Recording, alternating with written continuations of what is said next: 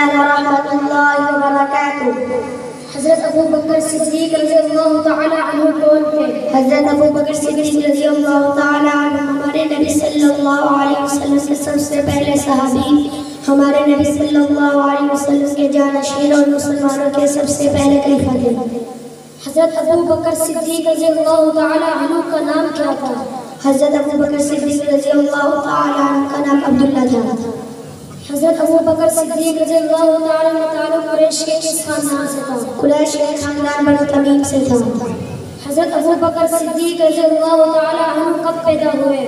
حضور صلی اللہ علیہ وسلم کی ولادت باسعادت کے 2 سال چند ماہ بعد۔ حضرت ابو بکر صدیق رضی اللہ تعالی عنہ کے والد اور والدہ کا نام کیا تھا؟ والد کا عثمان اور والدہ کا سلمہ بنت صخر تھا۔ حضرت ابو بکر صدیق رضی اللہ تعالی عنہ کا خاندان کس پیشے مشہور تھا؟ تجارت کے پیشے میں۔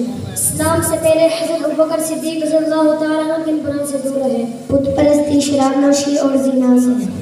حضرت ابو بکر صدیق رضی اللہ تعالی عنہ کے والد کب مسلمان ہوئے؟ فتح مکہ کے موقع پر۔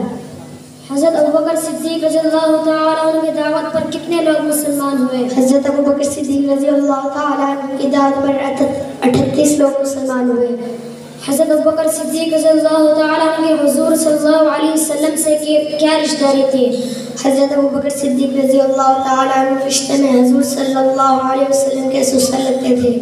حضرت ابو بکر صدیق رضی اللہ تعالی عنہ کے دور خلافت میں کون کون سے فتنے پیدا ہوئے؟ منکرین، زکوٰۃ، مرتدین، نبوت کے جھوٹے دعوے دار۔ حضرت ابو بکر صدیق رضی اللہ تعالی عنہ کے دور میں کون سے جنگ میں حافظ صحابہ بہت زیادہ شہید ہوئے؟ جنگ یمامہ میں۔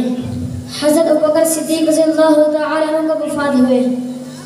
حضرت ابو بکر صدیق رضی اللہ تعالی عنہ 22 جمادی الثانی 13 ہجری میں ہوئی۔ حضرت ابو بکر صدیق رضی اللہ تعالی عنہ کی عمر کتنی تھی؟ حضرت ابو بکر صدیق رضی اللہ تعالی عنہ کی عمر 38 سال تھی۔ حضرت ابو بکر صدیق رضی اللہ تعالی عنہ کہاں مدفون ہوئے؟ روضہ رسول میں ہمارے پیارے نبی صلی اللہ علیہ وسلم کے ساتھ۔ السلام علیکم۔